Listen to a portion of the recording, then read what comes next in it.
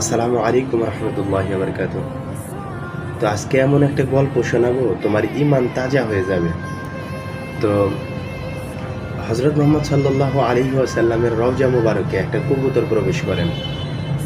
তো রাসূলুল্লাহ সাল্লাল্লাহু আলাইহি ওয়াসাল্লামের রওজা মুবারকে যখন কবুতরটা প্রবেশ করেন, তখন সেখানে প্রবেশ করার পর তার কবুতরটার মৃত্যু হয়। তো সেখানকার ওলামা একরাম, বড় বড় মুফতিগণ, এটা কবুতরটা কিভাবে বের করা যায় এটা নিয়ে তারা আলোচনা করতেছিলেন।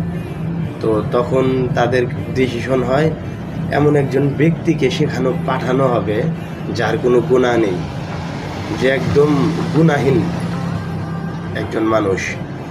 তো তারপর তারা ঘোষণা করলেন 4-5 বছরের একটা বাচ্চাকে খুঁজো, যে একজন নেককার ফ্যামিলি থেকে বিলং করে এবং মানে খুব ভালো একটা ফ্যামিলির ছেলে, যারা সবাই আল্লাহর ইবাদত করেন।